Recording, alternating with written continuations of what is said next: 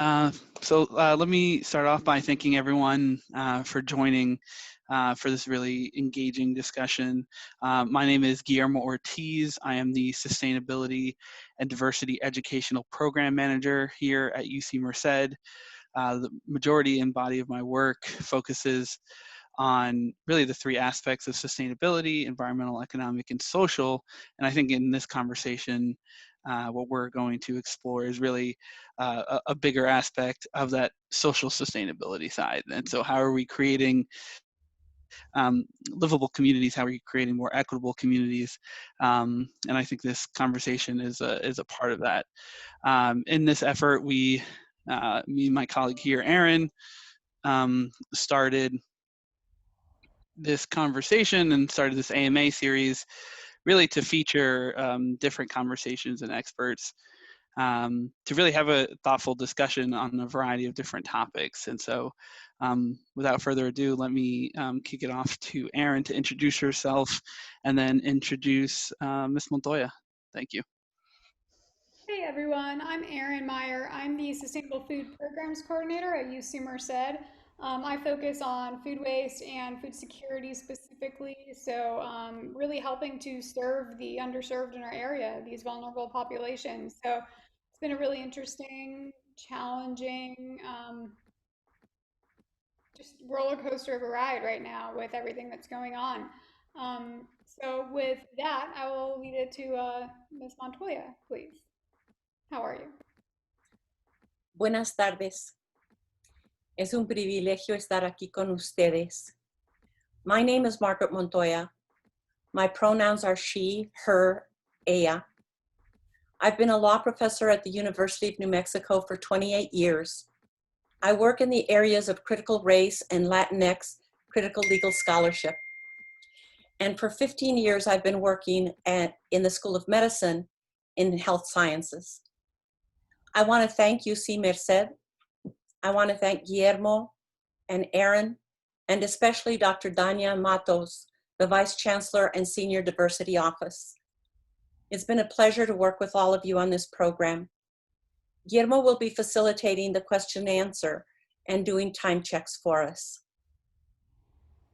We are living in an historic era, at the crossroads of 4 global crises: the COVID-19 pandemic, the Black Lives Matter movement, an epic economic collapse, and the rise of an empowered authoritarianism threatening the United States as a world leader.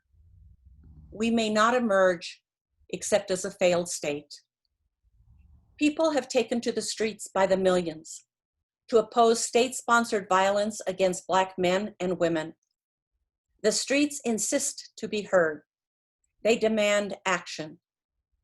And we must not forget that Indigenous people have also suffered disproportionately, recently from COVID, and historically from the violent convulsions, the genocide, and land theft that propelled the formation of this nation. Some of us who are academics, who have spent our careers writing and teaching about race, are called upon in this moment to assess our work and our relationship to this movement that calls for an end to anti-Blackness. We non-Black scholars of color are called upon to audit our privilege, our social assets, and our access or proximity to white power. And also to acknowledge the countless Black shoulders on which we stand. This is a time of reckoning for all of us, particularly white people. But as non-Black scholars, it is incumbent upon us to do the work to disentangle white supremacy and anti-Blackness. Our Latinx communities, and sometimes our families, have been infected with the color biases, the rhetoric and myths of both anti-Blackness and anti-Indianness. And we have also benefited by moves towards whiteness, even as we are oppressed by the systems and structures of white supremacy. My racial education consciousness, and imagination were born when I witnessed the televised portions of the 1960s Black civil rights movement. And then in college, in Chicano studies, I read the African intellectuals Frantz Fanon and Albert Memmi, who died this week, by the way. As a law professor, my first academic home was among many Black intellectuals in critical race theory. Since then, I've been nourished by the intersectional organizations that we know as Chicano Studies and LatCrit, the Latinx critical legal theory movement. But a primary influence in my identity and scholarship has come from my indigenous colleagues in New Mexico. So what does Latin action look in this time, this particular time? How do we support Black and indigenous voices, lives, and movements? I have imposed on the organizers of this Ask Me Anything program to allow me to reorient it at the last minute. There will be a time for me to engage issues that confront the Latinx and immigrant communities in and out of UC Merced. But this is a time to hear from Black and indigenous people, to turn our full attention to the calls for us to oppose and dismantle anti-Blackness in all its forms, especially as it afflicts African Americans, and to counter the erasure of indigenous people. So I'm asking that we all engage in critical listening. I have invited Black and indigenous colleagues to come into this space. Unfortunately, several African American colleagues that I invited understandably had other commitments.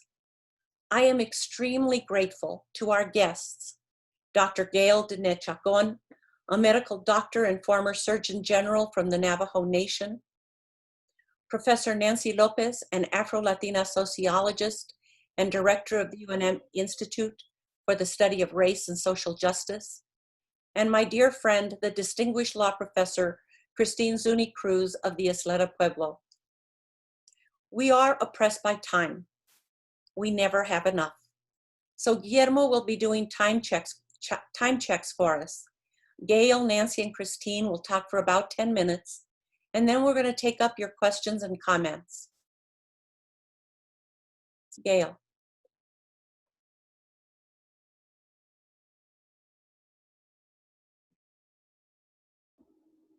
Okay, thank you, Margaret. Thank you for those very appropriate opening words at this time. Yat she Dr. Gayle Dine'Chacon and she Twitch ETHNICITY Kiani Bashichin. So good afternoon, everyone. I'm Gayle Dine'Chacon. I'm a family medicine physician from, originally I'm from the Navajo Nation, from Chinle, Arizona, which at this time, unfortunately, is known for the epicenter of COVID-19, even surpassing New York City per capita of the number of positive COVID patients, and right in the middle of Navajo Nation. And many people had asked me why is this so? So we'll get to that in a minute or so, but I really want to thank Margaret for having me here today to express some of my thoughts and where we're at. And just a little bit about being here in New Mexico and originally from Navajo Nation. You know, we always say we have been here whenever we talk is acknowledging two things. Our ancestors, and that we've been here since time immemorial. We don't give a date to how long we have been here on this, in our land here. I think what ties us, that as indigenous peoples, is that we know our land and where we're from, and which ties us to our sacred sites. And we even share sacred sites with other tribes, with other people who are indigenous to this land, but we share those sacred sites for whatever reasons. They're our temples, our churches, the places that we go to honor and respect our mother. That's one thing, is the time in memoriam, and the other is our land. When I introduced myself, I said my clans, which is a way of, again, acknowledging our ancestors. We all have 4 grandparents, every one of us. As long as we're here, as long as you're born, you came from 4 grandparents. Those 4 grandparents that's what my clans are, each of my grandparents' clan. And so I acknowledge them as my ancestors, as someone who hopefully has imparted their wisdom and knowledge to me, and then I do the same for my children and grandchildren and on, that we carry on these, the knowledge, the wisdom, the language, the knowledge that we have, and the respect for our land. So, you know, this is a time right now that we're all going through a lot of reflection, a lot of dialogue and discourses today. But this has been happening. This isn't the first time, and it's not going to be the last. As Margaret had said, she's been reading and engaging in this, and we've all at some point have been there, maybe in the past, to have these conversations, and that this is the right time for this to happen, that everything has come together in this one big universe conglomerate to come together now to say this is happening, this recipe for equality, for equity, for renewing that balance that our Mother Earth is calling out for. That balance in how we treat each other, the balance of how we treat our Mother Earth, the balance in our thinking, in our religion, all of these things that we talk about, this pendulum swinging back and forth. And where are we right now in that swing of the pendulum? You know, we have heard the reference today from Black Lives Matter, the horrific history of our African American brothers and sisters. 401 years. 401 years since they have been here to witness the atrocity, to live through that, and to still be here. And we say resilient, because we still know who we are and where we come from. Well, American Indians, again, like I said, time in memoriam, we can think back as far back as we want. We don't put a time on that, but we can say the original sin for us isn't slavery, it's genocide. 528 years of genocide, and that is still happening today. We can't say that just the disease of smallpox and the guns and wars of the military came and killed us. It's still happening today in our communities, in our land. 1979, we witnessed the largest release of radioactive materials in the United States, greater than 3 Mile Island, in our front yard, in Church Rock, New Mexico, and our land. And it took 30 years before Congress said they would memorialize or authorize this to be cleaned up, to have a 5-year plan to clean up. And they're still cleaning up today. You can't get rid of that radioactivity. It's in our land, it's in our water, it's in our plants, it's in the sheep, it's in those sacred plants that we use every day to pray. It's a sacred site right there. the water, we share those places with Zuni Pueblo. We share those places with other tribes. And how much of that has gone is invisible. Did anybody even know? Does anybody today know? Everybody probably knows about 3 Mile Island, but does anyone know about Church Rock, New Mexico, and that radioactive spill? The largest in the US. And we're still dealing with uranium today, the effects of that and the impact of that. 1979, sterilization of American Indian women. Forcibly and at times unknowingly sterilized. Today, things still happen in our communities. That the inequities that we see in our health, in our housing, economic development. You know, people are so afraid today of the economy and have been saying, you know, that we will see unemployment perhaps reach rates of 15 to 20%. Well, you know what? Navajo Nation, we have been living with unemployment rates at 50% for decades. This isn't new to us.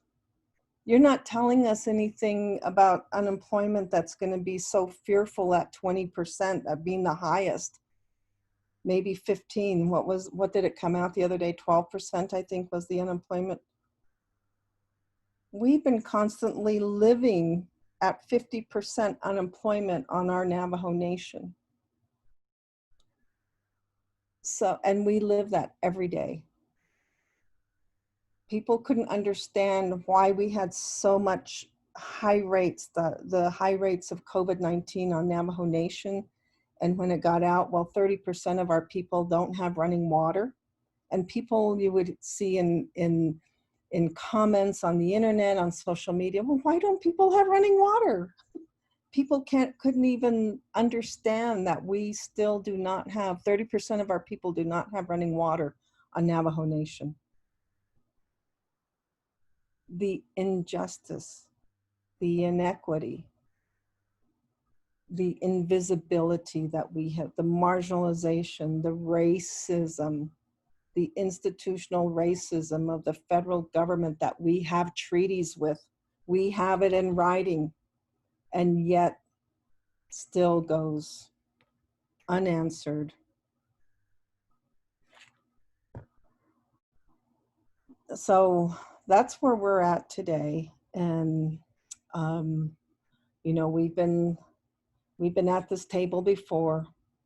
I say to you know, I've been in academia, I've been in other places, and I will say, for the most part, perhaps we have reached some equality because we sometimes will get a seat at the table. But we still have not achieved equity.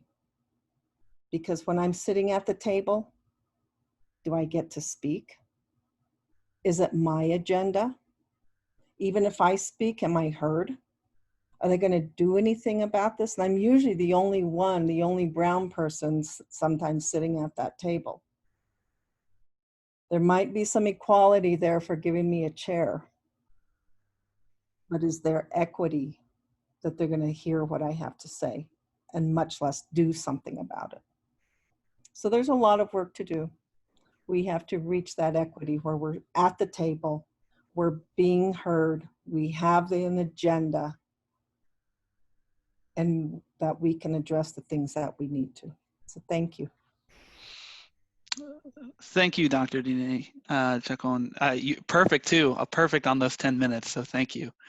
And I think our next speaker is Professor Nancy Lopez. Buenas tardes, familia. My name is Nancy Lopez, and I'm Professor of Sociology and Director and Co-founder of the Institute for the Study of Race and Social Justice at the University of New Mexico. And I just had a question about whether or not I was able to share screen. Is that possible? Hello? Guillermo, are you? Yeah, I'm there. Let me see if I can. If it's not possible, that's fine. And I apologize that I'm not actually on Zoom because I'm expecting a service call from my internet, so I'm on the phone in case we get disconnected. I've been having problems. But in any case, what I was going to share with you was a PowerPoint for a presentation that I recently gave that talks about the importance of data in making the invisible visible, and specifically how critical race theory and intersectionality is a necessary lens for advancing social justice inquiry and praxis. I am a Black Latina, just as Professor Montoya said. I am Dominican. I am the daughter of immigrants, and so I was born in New York City. I am married to a Chicano with deep family roots in northern New Mexico. And as a Black Latina, I think one of the things that I want to make clear is the importance of making that experience visible. As you know, one of the first sites of colonization was the Dominican Republic, right? Where the first Spanish settlement and the colonization of indigenous peoples, Taínos, occurred, as well as the importation of enslaved Africans. And so that perspective is one that is often missing when we speak about the Latinx experience without centering Black lives within the Latinx experience, indigenous lives within the Latinx experience. So I am very grateful to Professor Montoya for inviting me to talk about the importance of making that anti-Blackness within our communities visible, within the Latinx community, including the Dominican community, Chicano community, Mexican, Colombian, you name it. This is not unique to any particular Latinx community. It is part and parcel of colonization, anti-indigenous, settler colonialism, anti-Blackness. And I'm not sure, are we able to share screen or not? Yeah, really? yes, you should be able to. Okay, I'll try that right now. Yeah, if you Just try because and I share have your a few screen. images that Yeah, I'd no, like of to course. share. More than happy. If possible. Okay. Let's see if it works. Share. Okay, I think it is sharing, so I'll expand that. And so, yeah, this presentation I gave, it was a much longer presentation, but I'll just show you a few slides talking about the importance, right, of data in making the invisible visible. And right now, we know that we have a census that occurs only once every 10 years. And of course, New Mexico is not above the national average. We're still at 48% compared to the rest of the US. But what's untold in these numbers is that only recently did we have 18% of households that don't have a physical address, post office, mostly in tribal lands, receiving the form. So that only recently began because of COVID. So when we look at these average numbers, we have to drill a little deeper and make sure that we are making visible those communities that remain underreported, and those communities are often overcounted. This is just a reference to an art exhibit that my husband and I co-curated, asking people this very basic question, which is, what is your street race? If you were walking down the street, what race do you think other Americans who do not know you would automatically assume you were based on what you look like? And the whole point was to get people to talk about how their lived experiences and relationships of power shape their understanding of the reality of identity, and why it is incredibly important for the 2020 census in particular, not only in the Latino community, but beyond, to mark only one box for the race question. It is incredibly important for us to think about answering that question for civil rights use, right? What is your racial conceptualization? Race or color is not the same as ethnicity, nationality, DNA. Race, color, street race, like gender, is a master social status. It's usually based on meanings assigned to you. I think you all read recently, there was a story about women who were racialized as Native being treated very differently at a local hospital in terms of having contact with their newborn baby immediately. And that was happening not because of zip code, it was based on what people assumed their race was. So thinking about how important that is. I also ask you to think about who benefits when our data collection is system and power and color evasive. What would ethical data look like? Should we use one question to measure two concepts, race and origin? What about gender and sexual orientation, educational attainment and occupational status, income and wealth? What's the census afraid of? We need ethical accuracy for social justice, right?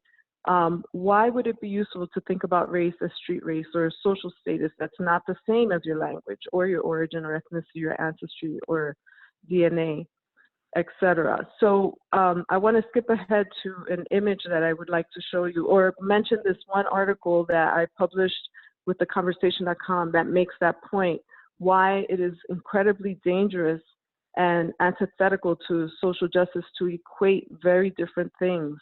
And it's called The Census Bureau Keeps Confusing Race and Ethnicity. It has over 54,000 downloads. This image is one that I often use in many of the presentations to talk about the importance of making visible the experience of Black Latinos. So as you can see, these very famous Latinx men all are Latinx. However, if we in our data collection do not make visible the experience of those that look like David Ortiz, Dominican Black baseball player, and then Ricky Martin, Puerto Rican artist, a singer, and then George Lopez, if we say all of their experiences are equivalent by having them all marked that they're just Hispanic, we would lose the ability to understand that their racial statuses may differ. So one argument I make is that family members of the same ethnic group, especially in the Latinx community, should answer the race question differently to reflect their unique racial social status. And what would happen if each of them took a DNA test and marked 5 different things on the census? We would dilute our ability, right, to understand the different experiences that they may have based on their street race. So that is one thing that I want us to consider. And then I will just show you that the question format that I'm sure most of you filled out, but if you haven't, please keep in mind the civil rights used for voting rights, for housing, for employment, for healthcare access, you name it. So yes, there was a debate about whether or not Hispanic would be converted into a race, and I was very much opposed to that, as many Afro-Latina and Black Latina scholars and scholars were, because we know that origin is not the same as race. But what the census did do is actually ask again about 2 concepts in one question. So I asked myself, where would I put Canadian? Where would I put South African? Where would I put American? There should never be a linkage between race and nationality. That is the definition of racism. So just keep in mind that Barack Obama, for instance, only marked one race. And part of the reason he did that is because he understands the civil rights use, in my thought. Yeah, for those of you that haven't had a chance, I would highly recommend that you watch this video at the Census Bureau Academy that talks about how when you mark more than one box, you will be tabulated. This will go into the some other race box if you mark Latino, Mexican, and Salvadorian, versus someone who just marks I'm Black and Cuban. The same is true if you mark Lebanese, Egyptian, and Syrian. So civil rights use will be diluted.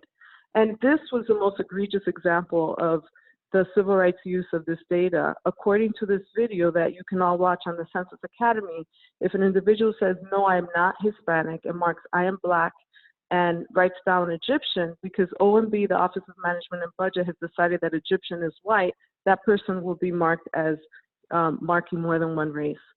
So I know that I probably run out of time, but I do want us to remember that colorblind racism is real. It's very visible in the way that data are or are not collected. And I urge you all to really think about the ways that we could center Black Latinos in our data collection, and also those that are brown. As you can imagine, we don't have a brown category, but we recognize that many of the young people that are being kept in cages and separated from their children are brown Latinos who most likely are of indigenous background. So I'm not sure if you have any more time, but I did want to just share those thoughts about the importance of data collection that does not flatten the difference between race, origin, and ancestry for civil rights use. Thank you so much. We did run on for the 10 minutes, and I do want to give some time to our next speaker. But for just a reminder for folks, if you have any questions on what's being discussed so far, feel free to type them in the chat. I am monitoring and making sure that they're asked in the Q&A. So thank you. But I do want to pass on the torch over to Christine Zuni Cruz, so she has the opportunity for her 10 minutes. But thank you.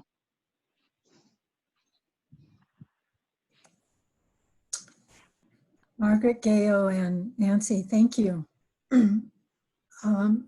I want to talk about some of the work that I've been doing in terms of thinking about Indigenous peoples' visibility, invisibility, and the critical use of data.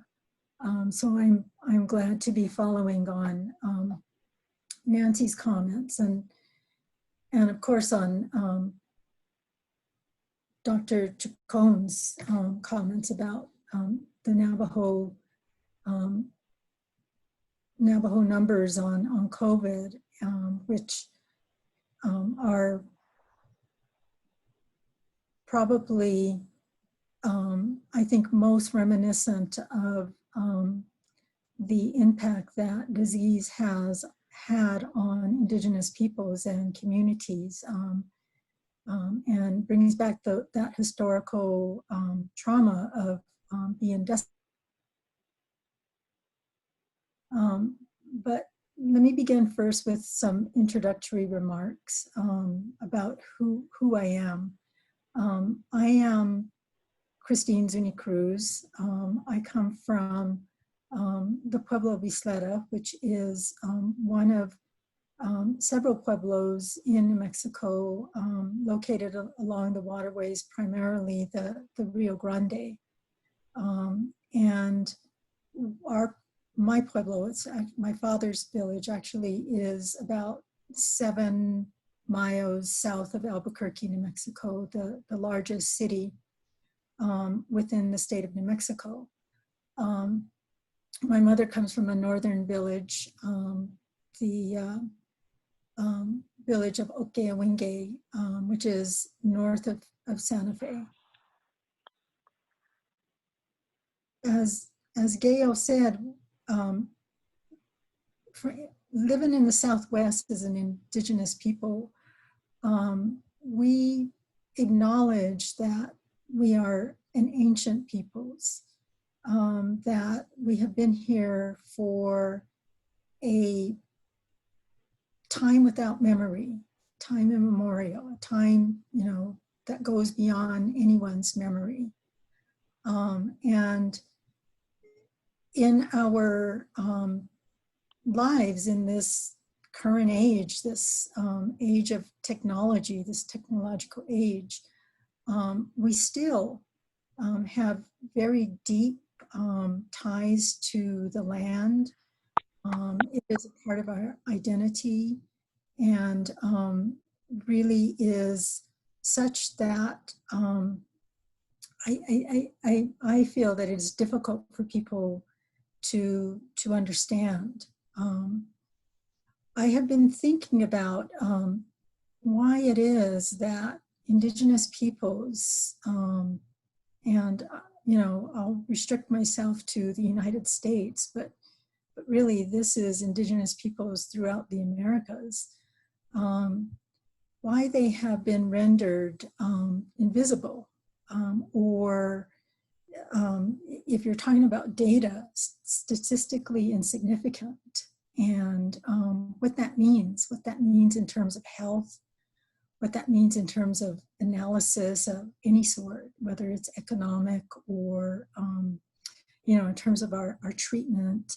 And it's been something that I've been thinking about for a while. And if you know anything about indigenous peoples, you know that for the most part, most indigenous peoples from the 500 plus nations across the United States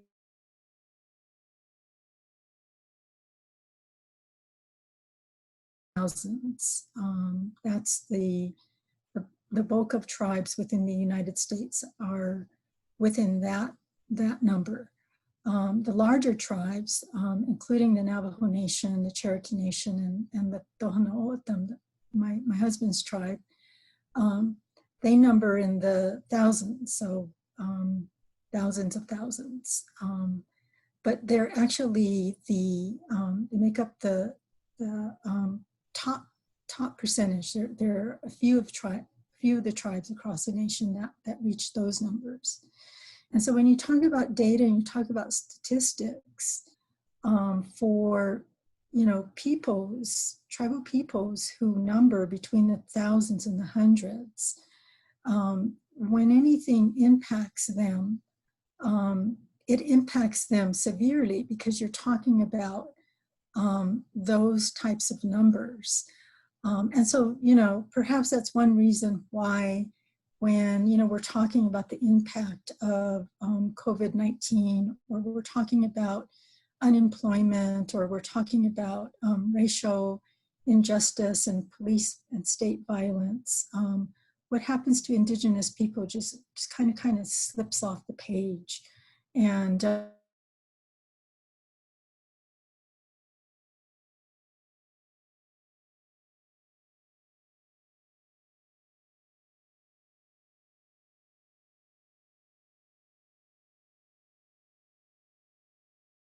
composite number.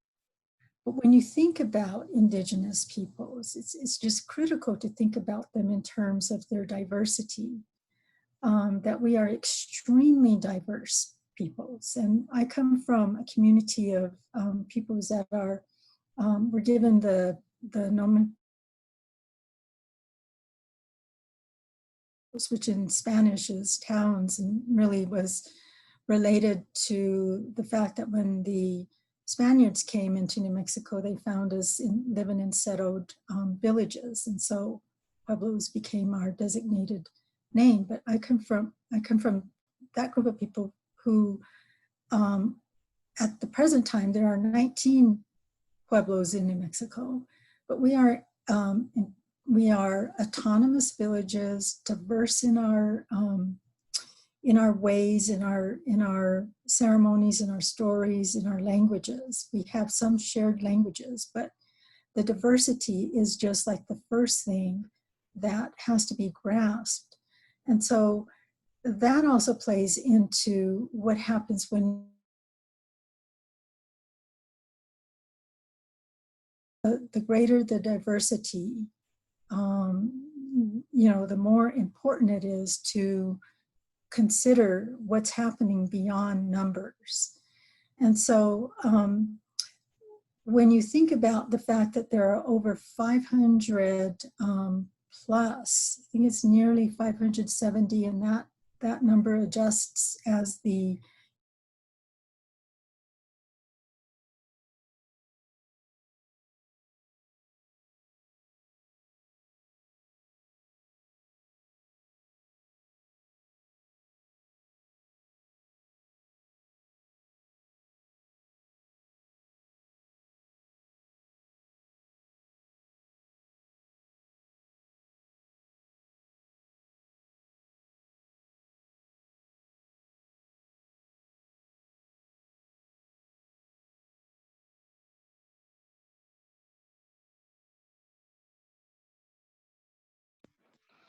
Seems like we may have lost Christine.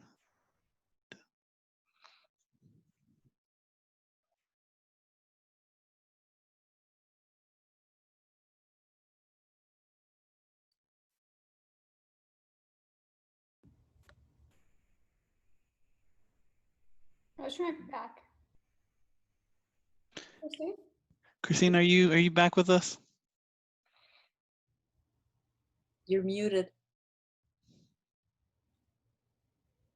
I continued to talk, so I saw that I had gone out, but I continued to talk anyway.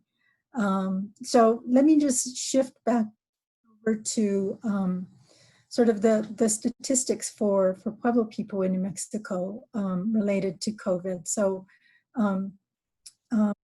Chacon talked about the impact on Navajo. There are 3 counties, according to the data, that show the highest numbers or that are impacted with very high numbers. 3 of the counties are counties in which either Navajo Nation or Pueblo people live in, and those counties are Sandoval, McKinley, and San Juan County. Of course, Bernalillo County contains the city of Albuquerque, and so those numbers are high. But in these 3 counties in which there is not a large city, Sandoval does not have, there are only 3 major cities in New Mexico: Santa Fe, Albuquerque, and Las Cruces. And the 3 counties besides Bernalillo County, in which Albuquerque sits, that have the highest number of COVID cases are the 3 counties in which are populated by indigenous tribes. Sandoval County is a county in which there are 5 pueblos, which for almost in their entirety, not their entirety, are situated in that county. There are 7 other tribes that have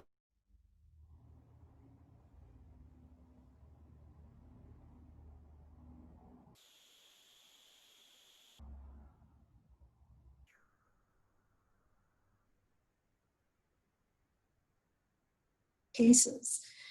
And so when you at the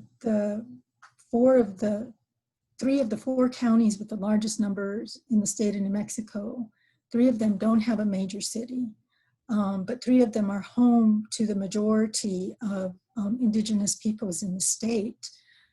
It is a different way of looking at statistics. Sandoval County has additional pueblos within it. It also has the Navajo Nation.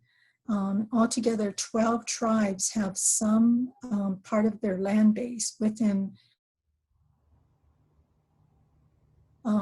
and so it's really important to take apart data when you're looking at it at any level, whatever level you're looking at it, and to add a critical race perspective to considering that data or the way that is presented to us. That's the kind of work that I've been doing.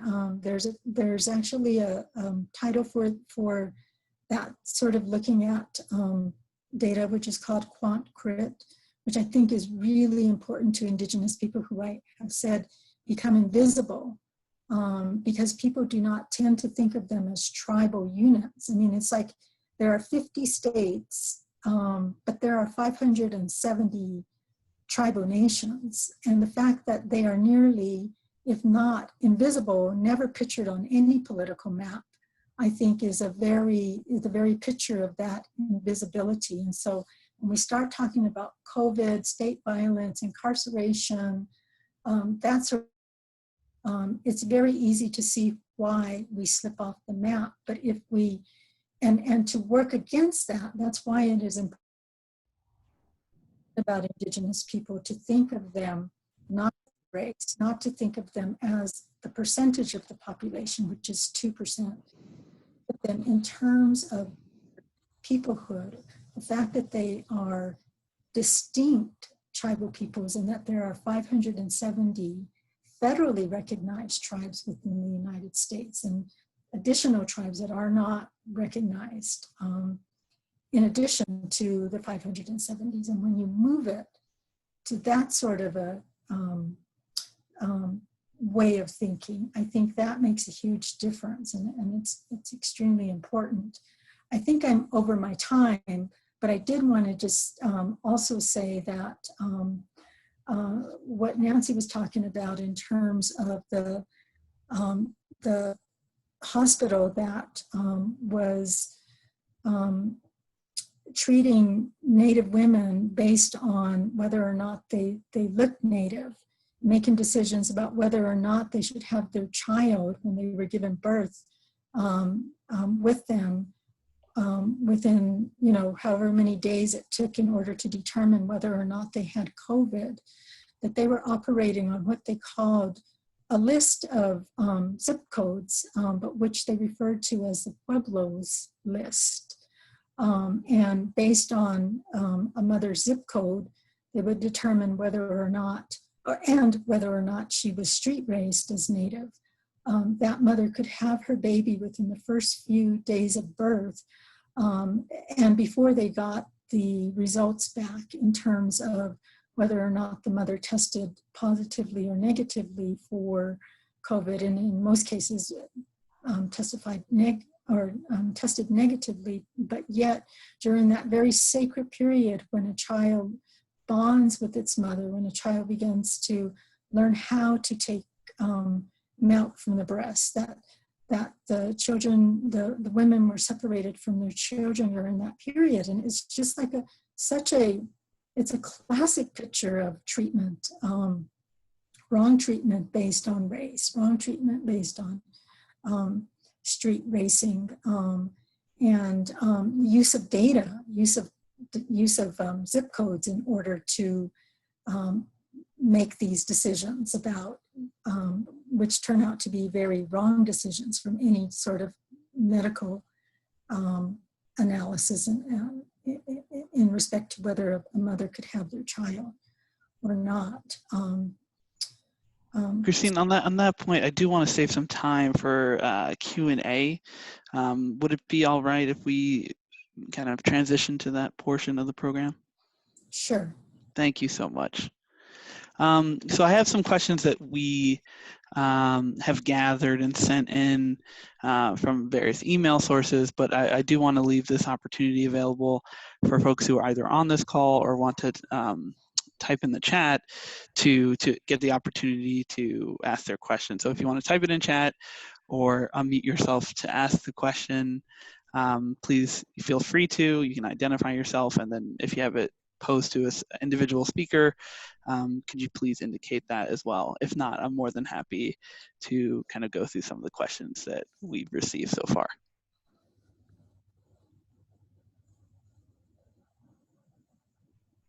I guess I'm willing to ask a question or say something about the health. I just learned that because I'm from the Tohono O'odham Nation, we are in southern Arizona, in Tucson and then west of the city. Our reservation is 4,400 square miles, and on that reservation we have 2 grocery stores. I think because they sell a lot of potato chips and Coca-Cola, we have a lot of diabetes cases. And so I think that most of the diabetes centers that O'odham have were all purchased by the O'odham casino money that they receive. And it seems funny to me that before Indians can spend any of their casino money, they have to get permission from the government to purchase these and get money, say per capita payments for individual members of the nation. So I said 86 people, members of the Tohono O'odham Nation, have positive cases. They're positive in coronavirus. 30 live on the reservation, and 56 live in the urban area, say Tucson. So the Yaqui Indians, who are also our neighbors right there in Tucson, their reservation is 2,200 acres. That's different from 4,400 square miles. So the Yaquis are 19,000 members. Maybe some of them are in California or Phoenix Valley. but 5,000 of the Yaqui Indians live on the reservation, Pascua Yaqui. And then I guess, yeah, most of these health providing services are supposedly treaty-based. We had treaties not only in the US, but in Mexico also had promised to give health services to Indian people. And I see that that's not really happening in a good way. I remember when my grandmother was sick at the house on the reservation, the ambulance showed up and the man didn't know how to operate the oxygen machine, and it turned out that the machine, the oxygen tank, had no air in it. So that was part of the reason why she passed away. So I think Afro-Indian, White Indian, Asian Indian, all these are something that I've noticed that in the past, it seemed that it were cool for white women to adopt Indian children. And that's where we had this Indian Child Welfare Act come about, I guess. And then, so colorism, I thought I learned that from my Spanish teacher this past semester from the University of New Mexico. He quoted Octavio Paz, and he said that the poem or story, whatever it is Octavio Paz said, was el indio or el mexicano es el hijo de la chingada madre. So I don't know what that means, if it's a bad word, but to me, I've seen the sign, Latinx does not equal indigenous. So we have a special relationship with this government, and those are based on treaties. And I think that treaty relations are important internationally. So that's all I will say for now. And thank you for allowing me to say bad words to you here. And in response, I do want to follow up with one of the questions that we did receive via email. And so this is from a Jacqueline Leon, I believe it's the pronunciation, but the question is, do you think another reason the Black and Latino population are seeing more deaths from COVID is also due to the structural racism that exists within the healthcare system? And then her second question, and feel free to break this up in parts, and the answer is, essential workers, we know, do not have the best or any quality healthcare benefits. Why do we continue to see the very people who have radicalized and sustained our economy underrepresented and undervalued without benefits that every human should have? For example, like paid leave. And I pose that to our speakers.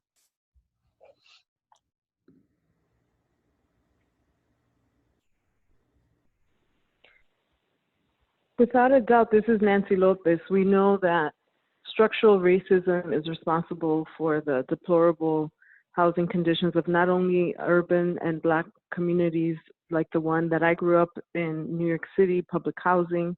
And in fact, we did suffer a death due to COVID.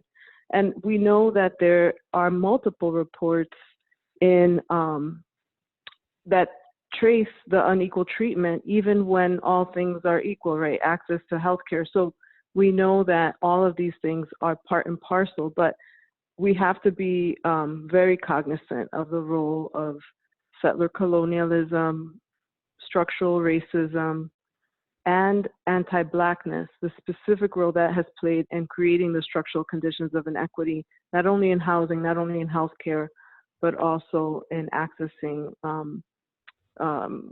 social justice and resources. So without a doubt, I think that we know that our communities are most vulnerable because of structural conditions that are long and historic and contemporary. So let me, this is Margaret Montoya. Let me, I think that the conversation that is going on now nationally around racism, both, and I think multiple adjectives are being used, structural, institutional, systemic. Sometimes people use systematic. I think that for most people, they don't understand that language.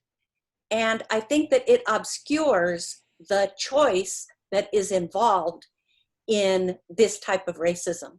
That when we're talking about institutional or structural racism, we're talking about choices that people with power make, primarily white people, but not only, but primarily. That is, we're talking about policies that are made by Congress and other legislatures. We're talking about decisions that are made at the state level and at the local level.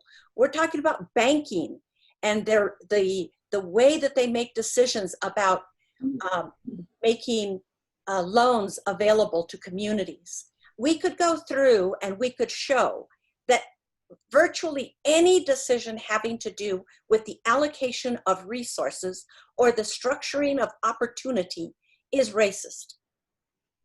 There are very few decisions that are made with a racial lens that is meant to be reallocational to the communities, particularly African Americans, who have been systematically disadvantaged and robbed of resources.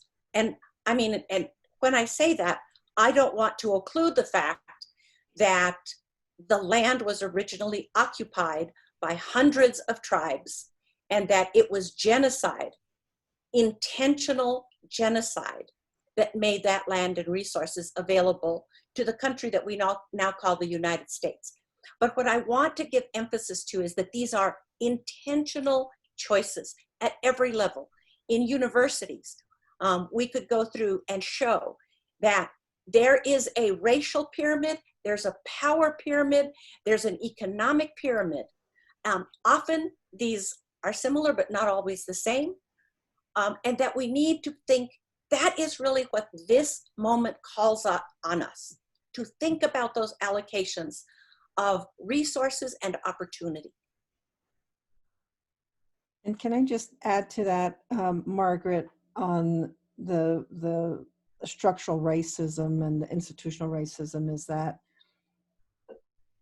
today in this climate, it's not just based on whether it's a red state or blue state, or that, you know, that the politics, this is throughout.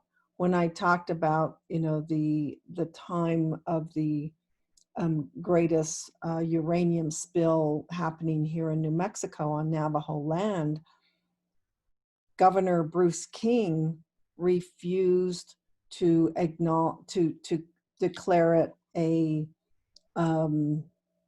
what is it,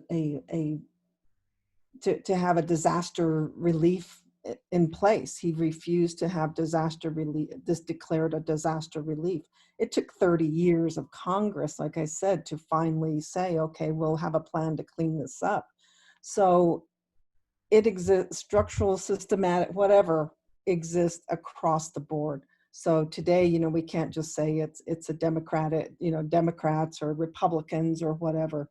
It's throughout the system. And those are the places that need to be called out for what it is. I think it's also a systematic historical allocation of resources and opportunities, because, you know, I think that Dr. Dine'Chacon is probably one of the few doctors, indigenous doctors, that I know across the whole nation. I think about how indigenous peoples, going back to the Spanish period, had no indigenous representation. There were no indigenous lawyers. We did not have Indian people going to law school until the 1960s, and then began to see our first, you know, lawyers coming out around 1970s. And when the US government started educating Native children by snatching them from their homes and putting them into boarding schools, they were not training them to be lawyers and doctors. They were training them to learn how to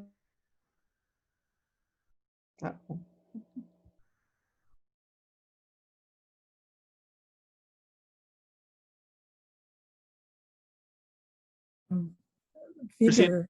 Christine, I think we lost you on your response in the end. Okay, so I'll just stop there.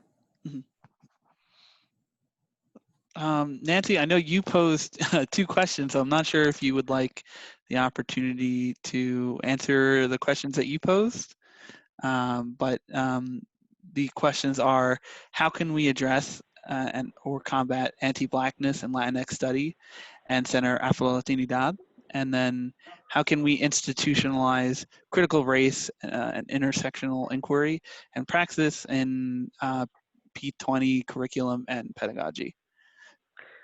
Well, I briefly mentioned the importance of centering Blackness in the Latinx community. Too often we hear people speak about them as though they're mutually exclusive. And this is why having an intersectional lens is key, because we understand that 90% of enslaved Africans were stolen and taken to Latin America and the Caribbean. And that in too many of our countries, there's a denial of the unequal and unjust treatment, not only of indigenous people, but also Blacks in Latin America and also here in the United States. So clearly that is something that we need to center, and an intersectional lens that looks at the simultaneity of these experiences: race, gender, class, ethnicity, sexual orientation, and citizenship status, all of those things that we know converge and create either opportunity or oppression for entire categories of people within our communities is incredibly important. The second question is really one that is an opportunity for New Mexico to shine, and I am so grateful that there are so many grassroots organizations that have been working so hard to implement critical race intersectional ethnic studies that is in solidarity, flexible solidarity, that recognizes that although our experiences may be different, that no one benefits when we are divided, when we have animosity towards our brothers and sisters who may be coming from indigenous nations, Black, African Americans, Asian Americans, etc. People, entire categories of people who've experienced inequities and unjust situations and oppression for centuries. So it's very exciting to see the implementation of ethnic studies not only in New Mexico, but across the country. There are at least 20 states that have some form of it. The question I leave everyone with is, why is critical race intersectional ethnic studies left to the margins in some cases where it's not even in the curriculum or it's offered as an elective, while other places have actually instituted this not only as a graduation requirement for high school, but to transform the pedagogy, the voices that are being seen or unseen in our curriculum, in our teacher preparation and credentialing, and in our relationships to communities that have organized to create a more just society for all. So I think that we, New Mexico, have an opportunity to shine in the country for really strengthening, with Yazzie Martinez now, the critical race intersectional ethnic studies that we know has been shown to increase student achievement, critical thinking, but also teachers and community, and change and transform oppressive structures into liberation. So I know that we're over our time. Yeah. Let me quickly add to what Professor Lopez was talking about. I think that part of this is coalitional politics. I think that what I have seen in the streets, what has given me hope, is young people. Because today in the streets, and I think this has been commented on by many people, we are seeing groups that are very diverse, just across the nation. And we are seeing significant white people, young white people, who see that it's in their interest to end racism. And I think that until, I mean, what we know across time, what Derek Bell taught us, was that until white people see that it's also in their interest to change, that in fact there cannot be wholesale change. Hopefully, we are at a time when for most of the society, the majority of the society will see that it is in their interest to begin to adopt the kinds of solutions. And we're talking, you know, not only ethnic studies but we're talking reparations to indigenous people, to African Americans. We're talking about radical solutions, what are deemed radical solutions. So can we go on, Guillermo, or do we have to wrap it? No, I think, you know, I will definitely extend the opportunity for those folks who want to stay and engage in the discussion to do so. However, I do, for those who, for example, only had that 1 hour, you know, if you have to leave, by all means, feel free to do so. If you have follow-up questions or anything like that, please feel free to email us and we'll make sure to get your questions answered. But for those who have the desire to stay on the line and still discuss, I would encourage them to do so. Erin, would you agree? Yeah, and I'm recording this, so we can potentially send that out to anyone that wants to email me. We can send out the recording to them for what they might have missed if they have to go. Yeah. And yeah, absolutely. Then Margaret, definitely feel free to keep going and engage in the discussion. Yeah, I was just wondering, Nancy, whether you thought that your questions had been sufficiently addressed. I think they have, but again, you're absolutely right. We need money as policy. We need to look at who has the power to make these decisions. How is it that our laws and practices are upholding what we know is necessary for addressing anti-Blackness within the Latinx community and beyond, and how we're supporting the ruling, the Yazzie Martinez ruling, and what that's going to mean for teacher training, for relationships with community, for what's considered elective knowledge versus, you know, required knowledge. All of these questions are visible in what we fund and what we don't fund. Absolutely. So let me explain for people who don't know what Yazzie Martinez is. There was litigation over the last few years. Communities sued on the basis of the state constitution, alleging that the language that says that all students in New Mexico are entitled to an equal education was being violated, particularly for certain groups of students. It was litigated, and the courts agreed that in fact there was widespread discrimination against Spanish-speaking students, non-English learners, students with disabilities. I mean, there were a variety of categories of students, and ordered very widespread remedies that were then partially funded by the legislature.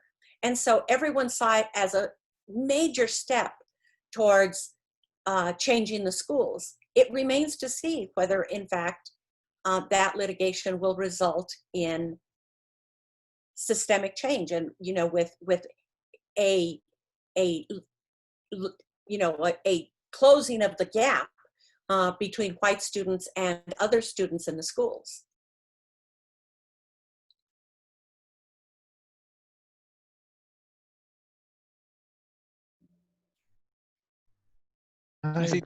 Robert, you had a question? I saw that you had your hand up. I have a question whether it's really tied up to the people's languages. I've noticed European students who speak about 5 different languages, or they learned many languages, but they seem to be a little bit more open-minded about you know, issues that are current in nowadays. So you don't learn Navajo in public schools or Yaqui languages, and I thought maybe whether someone thinks that it might be related to the languages that came over here and are the ones that created the 23 different casta system names that are applied to our people. Well, I think it's related to white supremacy. There are a number of languages that have been racialized. That's the English-only movement. where there was widespread organizing to ban the use of Spanish. But it's also why in the United States, there has always been a real resistance. I mean, during the early 1900s, Italian and German were also racialized. They were stigmatized because they were considered to be inferior people. And it's a way that identity gets policed, and a way that it makes it almost impossible for those languages to become intellectual languages. People do not have, a functional use of the language. I think if we unpack it, it really does show how power is managed in this society. And it's partially managed through language management.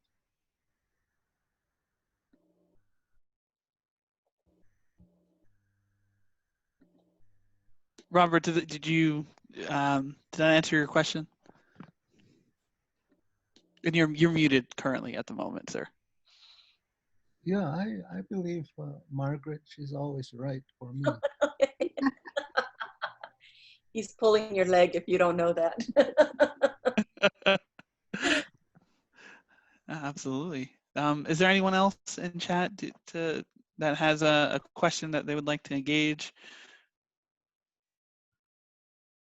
Well, I'm sorry, but I did Oh, write a question to Dr. Chacon on education. yeah, feel free. The schools in Arizona are being opened up for small classrooms on the reservation, and whether you cannot get much internet or Wi-Fi services out there. Is there any danger in opening up these small classes to because Arizona is getting higher in the coronavirus epidemic? Mhm. Well, I'll just say this, that I think this is something that the whole educational system throughout the United States is grappling with, is what is going to happen with our children and the education. And, I think some states, again, are looking at various ways of how to have a regular school year. But again, what's going to be the new normal? What is that going to look like? What's interesting about Arizona, and for many of you, I don't know if you're familiar with Navajo Nation, but Navajo Nation is huge. It encompasses Arizona and New Mexico. So, and then again, the Arizona side is in a red state. So depending on what the governor and the legislature decide in Arizona may not be the same in New Mexico, which has a Democratic governor, and it's a blue state. And yes, politics does decide on what that educational system might look like. So for Navajo Nation right now, the numbers are actually going down, which is good on the Arizona side, but the regular whole state of Arizona itself opened up a few weeks ago, and now you're seeing this resurgent the surge in cases again. For Navajo, it comes down to resources. It's always in our communities, in our Native communities, in our African American communities, our just any of our communities. It's always about resources, lack of resources, what is available. There's a huge digital divide. We do not have internet capability, very spotty, if at all, on Navajo. And then what kind of resources are available in the classroom to start putting kids back into school? We have already lost a year, they're saying, in our education of our children, who have already had a year behind or so in educational attainment anyway. I mean, you heard about the Yazzie case. The state of New Mexico has not been fulfilling the state requirements for our children just to be college ready or civics ready.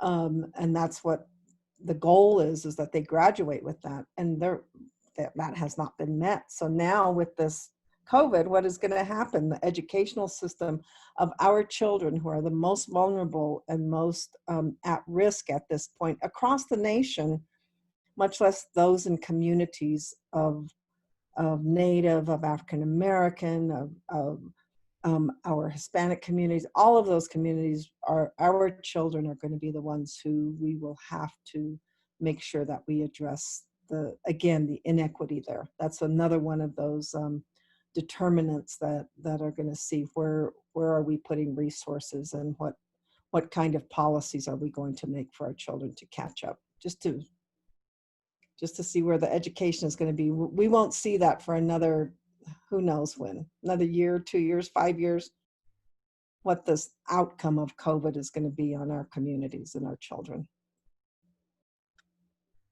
So I don't know if I answered that question, but it'll be something to look at.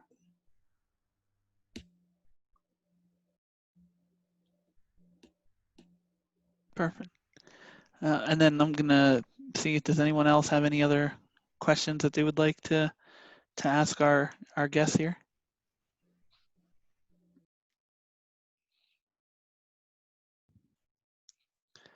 I'm not seeing anything, but I do want to extend a tremendous amount of thanks for everyone who decided to participate in this discussion.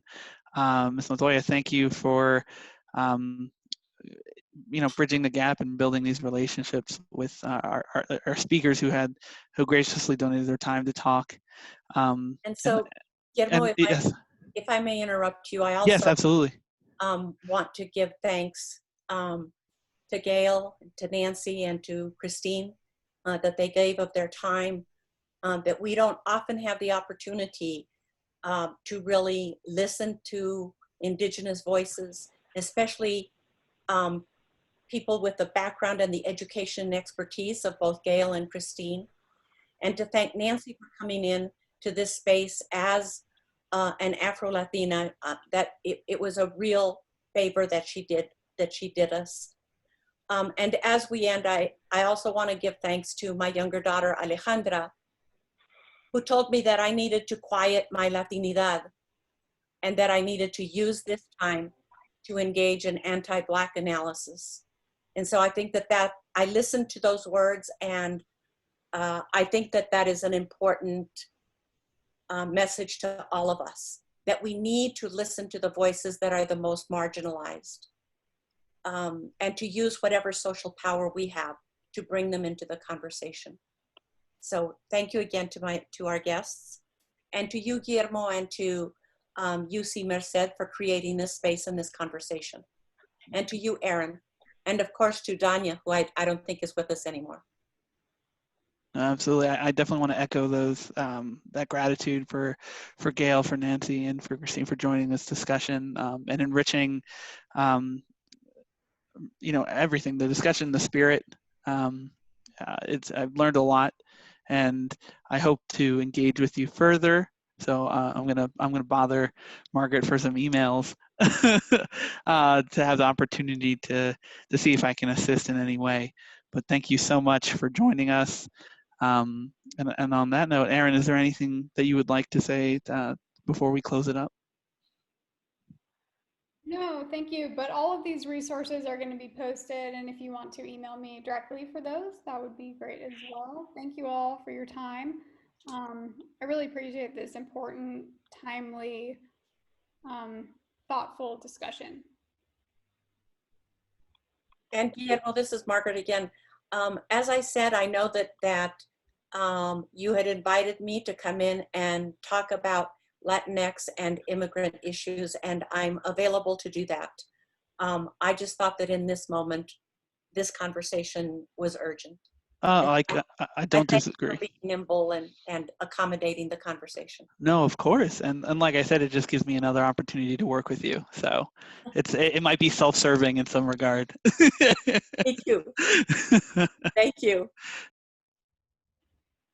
I just want to thank you, Margaret, for inviting. For the visibility, for bringing that, again, for all of us. So thank you so much for all of your work. Thank you, Margaret. And thank you to everybody, Guillermo. Thank you. I look forward to continuing a discussion. So it's glad that we can meet via Zoom, and I hope one day in person. I do tend to find my way to New Mexico, so I will definitely think of you. Thank you so much. But on that note, I'm gonna let everyone go and close out this meeting. Thank you all for joining us, and I hope you enjoy the rest of your day. Thank you. Thank you. Stay safe, everybody. Absolutely.